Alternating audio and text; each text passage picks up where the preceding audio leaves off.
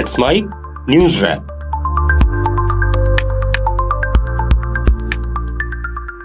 Let's mic news rap में अब सुनते हैं दिन भर की अहम खबरें सिर्फ 10 मिनट में। प्रधानमंत्री नरेंद्र मोदी ने मालदीव की अपनी 2 दिन की यात्रा के दौरान माले में कई बड़े ऐलान किए। पीएम मोदी ने कहा कि हमारी विकास साझेदारी को नई उड़ान देते हुए भारत ने मालदीव को $565 मिलियन यानी करीब 5,000 करोड़ रुपए की ऋण सहायता देने का फैसला किया है।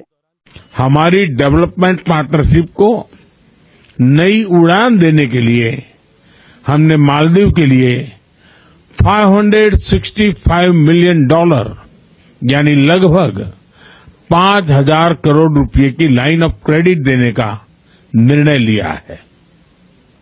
यह मालदीव के लोगों की प्राथमिकताओं के अनुरूप यहां के इंफ्रास्ट्रक्चर के विकास से जुड़ी परियोजनाओं के लिए इस्तेमाल ली जाएगी। भारत मालदीव के बीच मुक्त व्यापार समझौते पर बातचीत करने और मत्स्य पालन सहयोग पर एमओयू जैसे कदमों की घोषणा हुई। दोनों देशों ने 60 साल के कूटनीतिक संबंधों का जश्न मनाते हुए स्मारक डाक टिकट भी जारी किया। पीएम मोदी ने भारतीय प्रवासियों से मुलाकात की और कई विकास परियोजनाओं का उद्घाटन किया। राजस्थान में झालावाड़ के पिपलोदी इलाके में एक सरकारी स्कूल की छत गिरने से 7 बच्चों की मौत हो गई, जबकि 28 बच्चे घायल हो गए। यह हादसा सुबह प्रार्थना के दौरान हुआ, जब जर्जर इमारत की छत अचानक ढह गई। हादसे के बाद प्रशासन ने त्वरित कार्रवाई करते हुए स्कूल के 5 शिक्षकों को निलंबित कर दिया।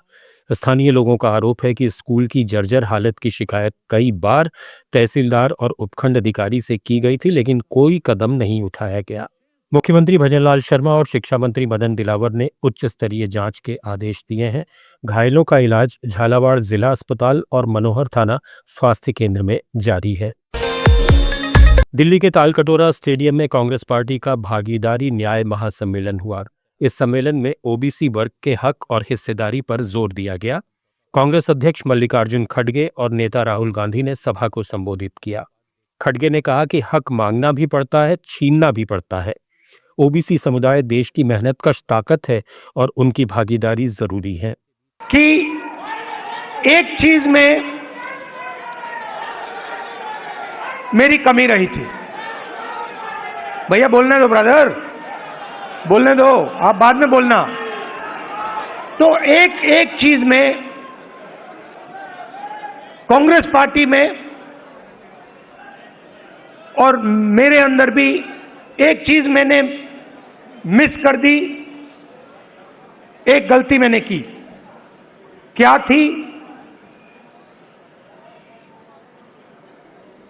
जो ओबीसी वर्ग है उसका जिस प्रकार से मुझे प्रोटेक्शन करना था, मैंने नहीं किया।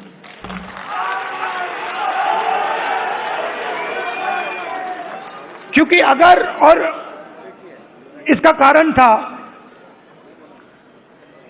आपकी जो इश्यूज थी उस समय मुझे गहराई से नहीं समझ आई।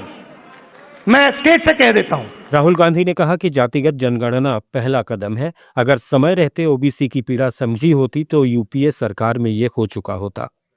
मेरा लक्ष्य है कि ओबीसी को सम्मान और हिस्सेदारी मिले। सम्मेलन में राजस्थान, बिहार, हरियाणा समेत देश भर से सैकड़ों ओबीसी नेता और कार्यकर्ता शामिल हुए। संसद के मानसून सत्र में भारी हंगामे के बीच लोकसभा और राज्यसभा की कार्यवाही को सोमवार तक के लिए स्थगित कर दिया गया है। विपक्षी दलों, खासकर कांग्रेस और इंडिया ब्लॉक पार्टियों ने पहलगाम आतंकी हमले, ऑपरेशन सिंदूर और बिहार में विशेष मतदाता सूची पुनरीक्षण जैसे मुद्दों पर चर्चा की मांग को लेकर लगातार विरोध प्रदर्शन किया।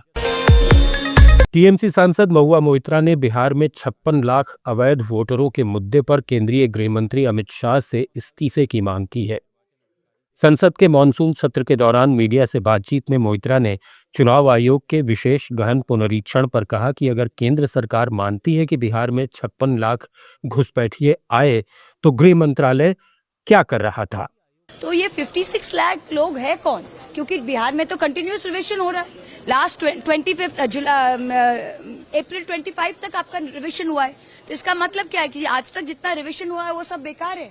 और आप कह रहे हैं, फिर जो इलेक्शन कमिश्नर है वो कह रहे हैं कि आप क्या चाहते हैं कि इलीगल एलियंस वोट दे। भाई साहब, आपका जो बॉर्डर है वो तो मिनिस्ट्री ऑफ होम अफेयर्स देखता है। इन्फिल्ट्रेशन का जिम्मेवारी मिनिस्ट्री ऑफ होम अफेयर्स है। होम मिनिस्टर को रिजाइन करना चाहिए। अगर होम मिनिस्ट्री ये कहना चाहती है कि 56 लाख पीपल बिहार में इलीगल्स है, फॉरेनर्स है, सिटीजन्स नहीं है, तो ये आए कहां से? तो आप बॉर्डर पर क्या कर रहे हैं? आप इस्तीफा दे दो। So this is a mass disenfranchisement exercise.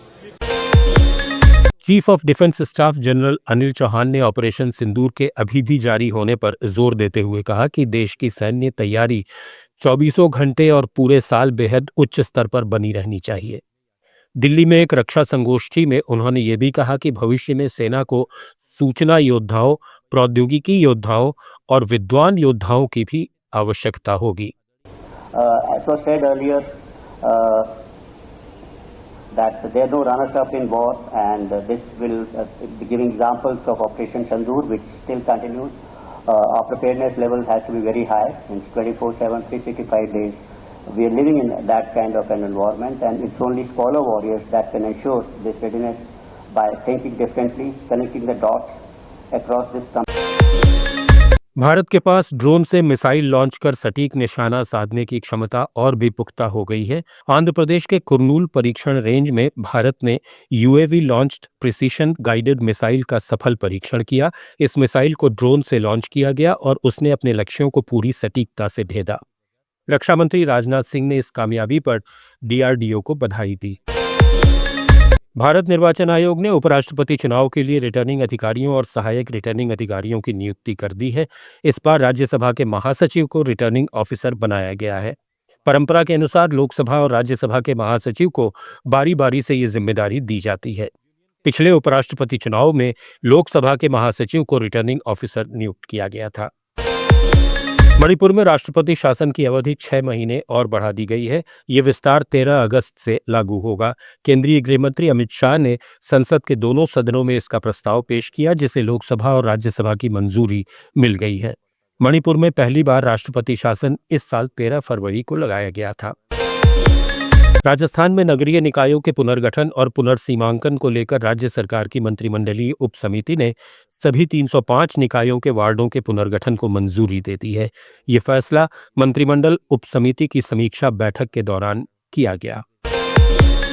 Maharashtra के डिप्टी सीएम अजित पवार ने 2006 के Mumbai serial train blast case में 12 आरोपियों को बरी किए जाने के बॉम्बे हाईकोर्ट के फैसले पर प्रतिक्रिया देते हुए कहा कि उस धमाके ने कई निर्दोष लोग भी फंस गए थे जिनका कोई लेना देना नहीं था। उन्होंने कहा कि फैसला देना अदालत का अधिकार है और वो इस पर ज्यादा टिप्पणी नहीं करना चाहते। पश्चिम बंगाल के बांकुड़ा और पूर्व वर्धमान जिलों में बिजली गिरने से 13 लोगों की मौत हो गई और कई लोग घायल हो गए। यह हादसे तेज बारिश और तूफान के कारण हुए। छत्तीसगढ़ के नारायणपुर, सुकमा, बीजापुर और कांकेर जिलों में 66 नक्सलियों ने पुलिस और सुरक्षा बलों के सामने सरेंडर कर दिया। इनमें कई वरिष्ठ कमांडर और महिला नक्सली भी शामिल है। इन सभी पर मिलाकर कुल 2,27 लाख रुपए से ज्यादा का इनाम घोषित था। आंध्र प्रदेश के मुख्य सचिव के विजयानंद ने स्वर्ण आंध्र P4 योजना के तहत 15 लाख बंगारू कुटुंबकम परिवारों को 15 अगस्त तक गोद लेने का लक्ष्य रखा है। बंगारू कुटुंबकम का मतलब है गरीब परिवार, जिन्हें इस योजना से आर्थिक और सामाजिक मदद मिलेगी। फिल्म उदयपुर फाइल्स के निर्देशक भरत श्रीनेत ने ऐलान किया है कि फिल्म 8 अगस्त को सिनेमाघरों में रिलीज होगी। ये घोषणा सुप्रीम कोर्ट के उस निर्देश के बाद आई जिसमें दिल्ली हाई कोर्ट को 28 जुलाई को फिल्म की रिलीज की मंजूरी को चुनौती देने वाली याचिकाओं पर सुनवाई करने को कहा गया है।